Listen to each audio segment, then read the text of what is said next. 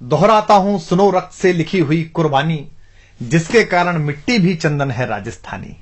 इतिहास में एक प्रसंग है कि पहली बात तो किसी के 2 घंटे की फिल्म बना देने से, किसकी एक कहानी लिख देने से, किसके कुछ अंश कर देने से जो राजस्थान का, राजपूताने का जो गौरवशाली इतिहास है, उसकी एक कण भी प्रभावित नहीं हो सकती, बशर्ते कि हम सही इतिहास पीढ़ियों को बताते रहें। तो मुझे अब स्मरण आ रही है, मैं आप लोगों को सुना देता हूं। पंडित नरेंद्र मिश्र जी, जो मेवाड़ राजवंश के राज्य कवि भी हैं और हिंदी के बड़े महनीय वीर रस के कवि हैं, उन्होंने एक अद्भुत प्रसंग महारानी पद्मिनी के इस सारे जौहर पर और इस सब पर लिखा है। वो सुनने लायक है और विशेष रूप से उसमें गोरा बादल जैसे 2 चरित्र जो वीरता, शूरता, स्वामी भक्ति और अपनी मिट्टी के प्रति समर्पण के अप्रतिम प्रतिमान है। अद्भुत कविता है, मुझे स्मरण है तो मैं आपको सुनाता हूं कि दोहराता हूं सुनो रक्त से लिखी हुई कुर्बानी, जिसके कारण मिट्टी भी चंदन है राजस्थानी। रावल रत्न सिंह को छल से कैद किया खिलजी ने। अब वो आए थे उनके घर पर खिलजी। एक सामान्य संस्कार होता है, एक सामान्य अतिथि देवो भव होता है, पधारो हमारे देश का एक संस्कार होता है कि योद्धा हैं, अगर आपके शत्रु हैं, लड़ाई हुई है, उसके बाद भी अगर संधि हुई है, घर तक आए हैं, तो उसी सौम्यता में महाराणा उनको छोड़ने गए बाहर तक और वहां उनको छल पूर्वक कैद कर लिया गया। चूंकि वो छली प्रजाति है, तो अब इसको महाराणा वहां कैद हैं और यहां अब ये प्रसंग है कि दोहराता हूं सुनो रक्त से लिखी हुई कुर्बानी, जिसके कारण मिट्टी भी चंदन है राजस्थानी।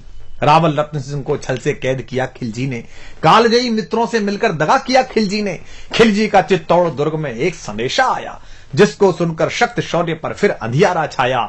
10 दिन के भीतर न पद्मिनी का डोला यदि आया, यदि न रूप की रानी को तुमने दिल्ली पहुंचाया, तो फिर राणा रत्न सिंह का शीश कटा पाओगे और शाही शर्त न मानी तो फिर पीछे पछताओगे। अब ये एक संदेश आता है चित्तौड़ के किले में, तो पूरे किले में बड़ी अफरा तफरी मच जाती है कि महाराणा पहले ही नहीं है और अब ये नया हमारे पर क्या आ गया। तो यह दारुण संवाद लहर सा तोड़ गया रण भर में, यह बिजली की तरह क्षितिज से फैल गया अंबर में।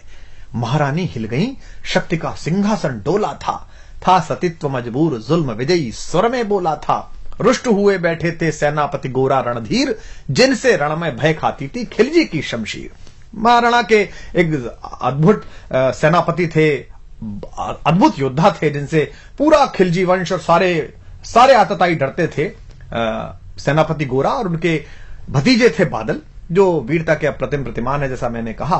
तो जब ये प्रसंग तय हुआ कि महारानी पद्मिनी को शीशे में दिखा दिया जाएगा और ये सब हुआ, इतिहास में ये प्रसंग है और नरेंद्र मिश्र जी ने अपनी कविता में लिखा है, तो इस बात पर वो नाराज हो गए। उन्होंने कहा कि मैं सेनापति हूं, मेरा बोलने का अधिकार नहीं, पर यह संभव नहीं है, कोई व्यक्ति ऐसे भी क्यों देखे।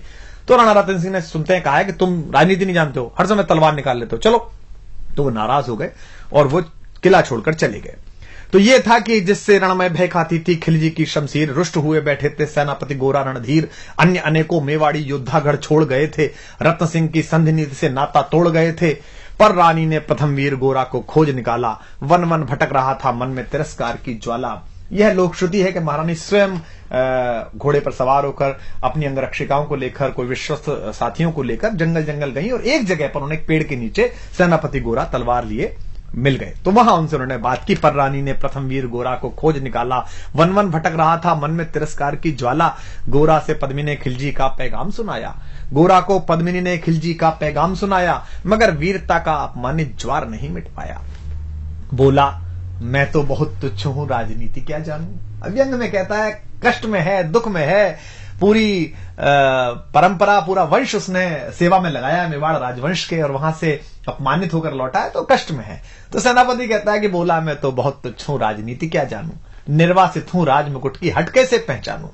बोली पद्मिनी समय नहीं है वीर क्रोध करने का, अगर धरा की आन मिट गई घाव नहीं भरने का। दिल्ली गई पद्मिनी तो फिर पीछे पछताओगे, जीते जी रजपूती कुल को दाग लगा जाओगे। राणा ने जो किया कहा वह माफ करो सेनानी, यह कह गोरा के चरणों पर झुकी पद्मिनी रानी। अब पद्मिनी, महारानी पद्मिनी, मेवाड़ राजवंश की आभा, मेवाड़ राजवंश की ज्योति, वो सेनापति को प्रणाम कर रही है चरणों में झुक के। ये क्या दृश्य है ये क्या करती हो गोरा, पीछे हट बोला। और रजपूती गरिमा का फिर धधक उठा था शोला। महारानी हो तुम सिसोदिया कुल की जगदम्बा हो, प्राण प्रतिष्ठा एक लिंग की ज्योति अग्निगंधा हो। किन शब्दों से सम्मानित कर रहा है महारानी को। वो उस समय कैसी स्थिति रही होगी महारानी की कि पति कैद में है, जहां जंगल में हूं, लेकिन वो उनको बता रहा है कि आप कौन हो। महारानी हो तुम सिसोदिया कुल की जगदम्बा हो, प्राण प्रतिष्ठा एक लिंग की ज्योति अग्निगंधा हो, जब तक गोरा के कंधे पर दुर्जय शीश रहेगा। और यह प्रतिज्ञा भारतीय इतिहास में देखिए तो पितामह भीष्म ने जो कहा था कि आयु ही मृत्यु से कहा अजय भीष्म ने, योग नहीं जाने का अभी ऐसे जानकर, और जो मृत्यु है वो कोने में हाथ जोड़कर खड़ी रही कि अभी भीष्म नहीं जाएंगे, जब सूर्य दूसरी दिशा में चले जाएंगे तब जाएंगे।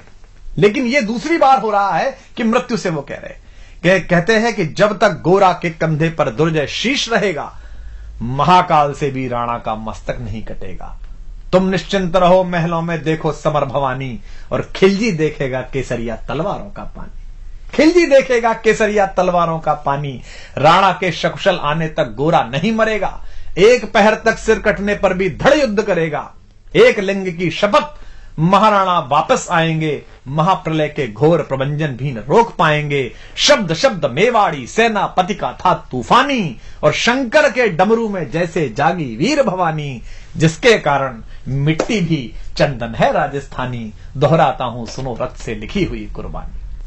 अब ये शक्ति, शौर्य और कूटनीति और सजगता का एक अद्भुत तालमेल है और ऐतिहासिक प्रसंग है कि किस तरीके से बुद्धि का प्रयोग किया है, शक्ति का प्रयोग किया है, शालीनता का प्रयोग किया है, अपनी स्वामी भक्ति का प्रयोग किया है, अपनी मनुष्यता का प्रयोग किया है, और इन सबको मिलाकर इतिहास का एक ऐसा गुलदस्ता बना दिया है जो शायद विश्व के इतिहास में कहीं नहीं मिलता। तो जिसके कारण मिट्टी भी चंदन है राजस्थानी।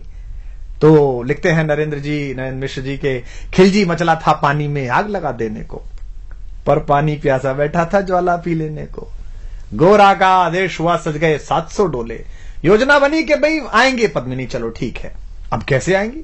तो 700 डोले सजाए गए, हर डोले में एक मेवाड़ी वीर बैठा, 4 कहार, 5 लोगों की एक पालकी, और अपने 700 सहेलियों के साथ आएंगी।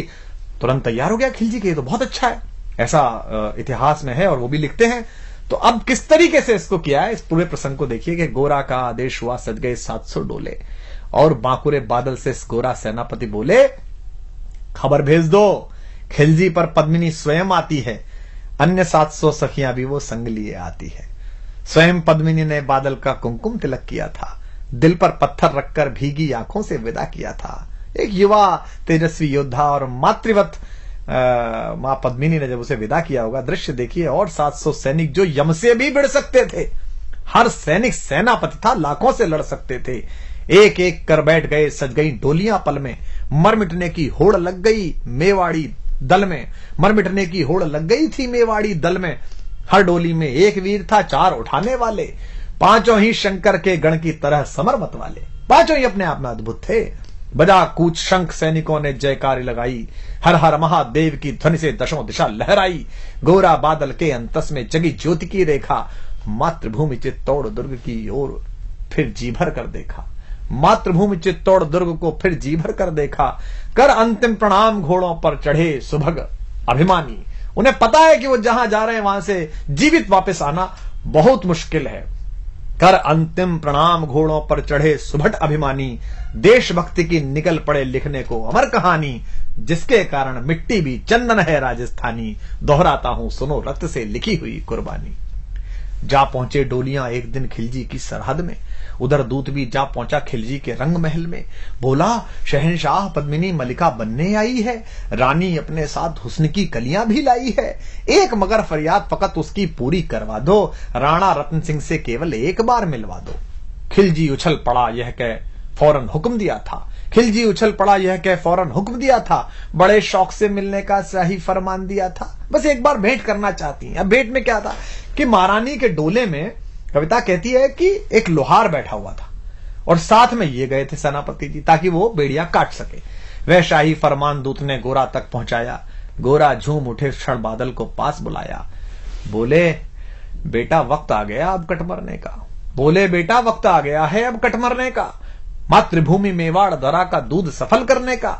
यह लोहार पद्मिनी भेष में बंदी ग्रह जाएगा, केवल 10 डोलियां लिए गोरा पीछे धाएगा। यह बंधन काटेगा, हम राणा को मुक्त करेंगे। घुड़सवार कुछ उधर आगे ही तैयार रहेंगे। जैसे ही राणा आए वे सब आंधी बन जाएं और उन्हें चित्तौड़ दुर्ग पर वे सकुशल पहुंचाएं। अब आप तैयारी देखिए कि कितनी कठिन, पूरी सेना खिलजी की और ये चंद लोग, और उसके बाद भी अपने महाराज को, महाराणा को किस तरह मुक्त कराने के लिए क्या संकल्प है कि उन्हें चित्तौड़ दुर्ग तक वे सकुशल पहुंचाएं। अगर भेद खुल गया वीर तो पल की देर न करना, और शाही सेना पहुंचे तो बढ़कर रण करना, और शाही सेना आ पहुंचे तो बढ़कर रण करना। राणा जाए जिधर शत्रु को उधर न बढ़ने देना, और एक यवन को भी उस पथ पर पांव न धरने देना। मेरे लाल लाड़ले बादल आन न जाने पाए, तिल तिल कट मरना मेवाड़ी मान न जाने पाए। ऐसा ही कोगा काका रजपूती अमर रहेगी, बादल की मिट्टी में भी गौरव की गंध रहेगी। क्या तो गोरा है और क्या उसका भतीजा बादल है। ऐसा ही होगा काका, रजपूती अमर रहेगी, बादल की मिट्टी में भी गौरव की गंध रहेगी। तो फिर आ बेटा बादल सीने से तुझे लगा लूं, हो न सके शायद अब मिलना, अंतिम लाड़ लड़ा लूं। यह कह बाहों में भरकर बादल को गले लगाया। धरती कांप गई, अंबर का अंतस मन भर आया। सावधान कह पुनः बढ़े पथ पर गोरा सेनानी। ऐसा ना हो जाए कमजोर हो जाए, इसने कहा सावधान कह पुनः बढ़े पथ पर गोरा सेनानी। पहुंच लिया झट से मुड़कर बूढ़ी आंखों का पानी, पहुंच लिया झट से मुड़कर बूढ़ी आंखों का पानी। जिसके कारण मिट्टी भी चंदन है राजस्थानी, दोहराता हूं सुनो रक्त से लिखी हुई कुर्बानी। तो अब योजना का क्रियान्वयन देखिए आप कि गोरा की चातुरी चली, राणा के बंधन काटे, छांट छांट कर शाही पहरेदारों के सर काटे। लिपट गए गोरा से राणा गलती पर पछताए। क्या लगा होगा महाराणा को कि जिस सेनापति पर शंका की, जिस सेनापति को स्वीकार नहीं की उसकी बात, आज वो आपातकाल में काम आया। लिपट गए गोरा से राणा गलती पर पछताए, सेनापति की नमक हलाली देख नयन भर आए। पर खिलजी का सेनापति पहले से ही शंकित था, उसे अंदाजा था कि कुछ गड़बड़ है।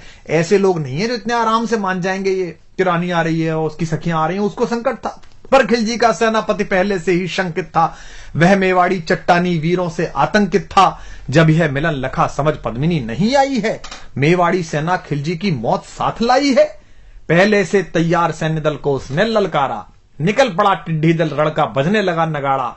दृष्टि फिरी गोरा की मानी, राणा को समझाया, रण मतवाले को रोका, जबरन चित्तौड़ पठाया कि आप तो जाई।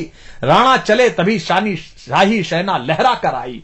राणा इधर चले, उधर से शाही सेना को संकेत हुआ, कह रहे हैं तो राणा को इन्होंने मुक्त करा लिया। राणा चले तभी शाही सेना लहरा कर आई। खिलजी की लाखों नंगी तलवारें पड़ी दिखाई। खिलजी ललकारा, दुश्मन को भाग न जाने देना, रत्न सिंह का शीश काटकर ही वीरो दम लेना। टूट पड़ो मेवाड़ी शेरों, बादल सिंह ललकारा, हर हर महादेव का गर्जा नववेदी जयकारा। निकल डोलियों से मेवाड़ी बिजली लगी चमकने, काली का खप्पर भरने तलवारें लगी खटकने। वही जो सब बैठ के आई थी सखियों के वेश में, जो सुबह सेनापति आए थे, जो सेना नायक आए थे, वो लड़ मरे। राणा के पथ पर शाही सेनापति तनिक बढ़ा था, पर उस पर तो गोरा हिमगिरी सा अड़ा खड़ा था। कहा जफर से, एक कदम भी आगे बढ़ न सकोगे, यदि आदेश न माना तो कुत्ते की मौत मरोगे। रत्न सिंह तो दूर, न उनकी छाया तुम्हें मिलेगी, दिल्ली की भीषण सेना की होली अभी जलेगी। यह कह महाकाल बनकर गोरा रण में हुंकारा, लगा काटने शीश समर में बही रक्त की धारा। खिलजी की असंख्य सेना से गोरा घिरे हुए थे, पर वे मानो रण में मृत्युंजय बने हुए थे। इतने सारे सैनिक और एक योद्धा, पुण्य प्रकाशित तो होता है जैसे अगणित पापों से, फूल खिला रहता असंख्य कांटों के संतापों से। वो मेवाड़ी शेर अकेला लाखों से लड़ता था, बड़ा जिस तरफ वीर उधर ही विजय मंत्र पढ़ता था। इस भीषण रण से दहली थी दिल्ली की दीवारें, गोरा से टकरा कर टूटी खिलजी की तलवारें। मगर कयामत देख अंत में छल से काम लिया था, गोरा की जंघा पर अरि ने छिपकर वार किया था, पैर पर तलवार मार दी। जो ही गिरे वीरवर गोरा जफर सामने आया, शीश उतार दिया धोखा देकर मन में हर्ष आया। मगर वाहरे मेवाड़ी गोरा का धड़ भी दौड़ा, किया जफर पर वार की जैसे सिर पर गिरा हथौड़ा। एक बार में ही शाही सेनापति चीर दिया था, जफर मोहम्मद को केवल धड़ ने निर्जीव किया था। शीश कट गया, उसके बाद भी सेनापति गोरा लड़ रहे हैं, उनका धड़ लड़ रहा है। हमारे बहुत बड़े कवि हैं कुमार शिव, राजस्थान में जज भी रहे। उनकी बहुत प्रसिद्ध गजल की पंक्ति है कि जब उनके शीश समरभूमि में उतरते थे, जब उनके शीश समरभूमि में उतरते थे, वे ऐसे लोग थे जिनके कबंध लड़ते थे। तो उनका कबंध, उनका धड़ लड़ रहा है। जफर मोहब्बत ज्यों ही जफर कटा शाही सेना का साहस लरजा, काका का धड़ लख बादल सिंह महारुद्र सा गरजा। अरे कायरो नीच बांगड़ो छल में रण करते हो, किस बूते पर जवा मर्द बनने का दम भरते हो। यह कहकर बादल उस क्षण बिजली बनकर टूटा था, मानो अंबर से धरती पर अग्निशिरा छूटा था। ज्वालामुखी फटा हो जैसे दरिया हो तूफानी, सदियों दोहराएंगी बादल की रणरंग कहानी। क्या पंडित जी ने क्या उत्तम शब्द इस्तेमाल किया है, सदियों दोहराएंगी बादल की रणरंग कहानी। अरिका भाला लगा पेट में आते निकल पड़ी थी, जख्मी बादल पर लाखों तलवारें खिंची खड़ी थी।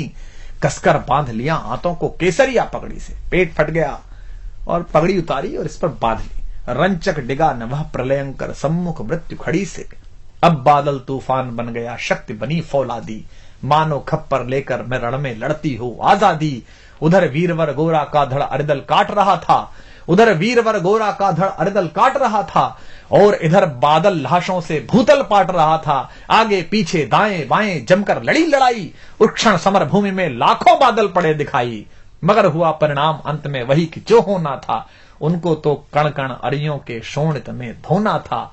मेवाड़ी सीमा में राणा सकुशल पहुंच गए थे, गोरा बादल तिल तिल कटकर रण में खेत रहे थे। एक एक कर मिटे सभी मेवाड़ी वीर सिपाही, रत्न सिंह पर लेकिन रंचक आंच न आने पाई। गोरा बादल के शव पर भारत माता रोई थी। क्या क्या युद्ध है, क्या युद्ध है। गोरा बादल के शव पर भारत माता रोई थी, उसने अपनी दो ज्वलंत प्यारी मणियां खोई थी। धन्य धरा मेवाड़, धन्य गोरा बादल अभिमानी, जिनके बल से रहा पद्मिनी का सतत्व अभिमानी। धन्य धरा मेवाड़, धन्य गोरा बादल बलिदानी, जिनके बल से रहा पद्मिनी का सतत्व अभिमानी। जिनके कारण मिट्टी भी है चंदन राजस्थानी, दोहराता हूं सुनो रक्त से लिखी हुई कुर्बानी। दोहराता हूं सुनो रक्त से लिखी हुई कुर्बानी। अब देखिए रत्न सिंह पर लेकिन रंचक आंच न आने पाई। अगर आप ये प्रसंग अपनी पीढ़ियों को नहीं सुनाएंगे, अगर इस इतिहास की इस व्याख्या को आप अपनी पीढ़ियों तक नहीं पहुंचाएंगे, तो ये जो जमूरे हैं, ये जो जाहिल हैं, जिन्होंने कुछ पढ़ा नहीं है, कुछ जाना नहीं है, मिट्टी से प्रेम नहीं किया है, 19वीं माले पर बैठकर जो इस देश के इतिहास, इस देश की संस्कृति की व्याख्या करते हैं, बंबई में बैठकर या कहीं भी बैठकर, आप फिर इनसे नाराज होंगे ही नहीं। इसलिए ज्यादा आवश्यक है कि इनके प्रति ध्यान देने के बजाय आप अपनी पीढ़ी को, आने वाली पीढ़ियों को ये इतिहास सिखाएं, बलिदान सिखाएं। मैं स्वयं अपने परिवार को लेकर 4-4, 5-5 दिन हल्दी घाटी, गोगुंदा, चावण सब जगह लेकर जाता हूं, बताता हूं, बताया है पीढ़ियों को कि ये चावण है, यहां पर अंतिम संस्कार हुआ था उस स्वाधीनता के सबसे बड़े पैरोकार। विश्व भर में अगर अपनी निजी स्वतंत्रता, निजता और स्वाभिमान की अगर किसी को लड़ाई लड़नी हो, तो उसको एक बार कुंभलगढ़ उस दरवाजे पे जाना चाहिए, उस छोटे से कक्ष में जाना चाहिए जहां महाराणा पैदा हुए। तो गोरा बादल के शव पर एक एक कर मिटे सभी मेवाड़ी वीर सिपाही, रत्न सिंह पर लेकिन रंचक आंच न आने पाई। गोरा बादल के शव पर भारत माता रोई थी। क्यों भारत माता क्यों रोई? दो योद्धाओं पर। गोरा बादल के शव पर भारत माता रोई थी, उसने अपनी दो ज्वलंत प्यारी मणियां खोई थी। युद्ध केवल एक राजा को, महाराणा को मुक्त कराने का नहीं था। युद्ध यह था कि हम अपनी सीमा, अपनी जगह पर अपनी निजता और स्वाभिमान के साथ जीते हैं। हम दूसरे की किसी सीमा का अतिक्रमण नहीं कर रहे, दूसरे के स्वाभिमान को हम चुनौती नहीं दे रहे। हमारे घर में आई हुई कोई भी महिला, कोई भी पुरुष हमारे लिए अतिथि है, हम अपने अतिथि के लिए अपने किला कुर्बान कर देते हैं। हटी हमीर को देखा, ये क्या है कि आप किसी के दरवाजे पर जाकर अपनी गुंडाई करेंगे तलवारों के नाम पर। यह युद्ध है स्वाभिमान का कि गोरा बादल के शव पर भारत माता रोई थी, उसने अपनी दो ज्वलंत प्यारी मणियां खोई थी। धन्य धरा मेवाड़, धन्य गोरा बादल अभिमानी, धन्य धरा मेवाड़, धन्य गोरा बादल अभिमानी, जिनके बल से रहा पद्मिनी का सतत्व अभिमानी, जिसके कारण मिट्टी भी चंदन है राजस्थानी। दोहराता हूं सुनो रक्त से लिखी हुई कुर्बानी। बैंकॉक, हांगकांग, लॉस वेगस मत जाइए, राजस्थान घूमने जाइए, एक एक तीर्थ को प्रणाम करिए।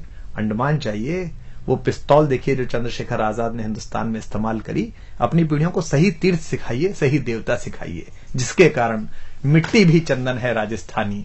दोहराता हूं सुनो रक्त से लिखी हुई कुर्बानी।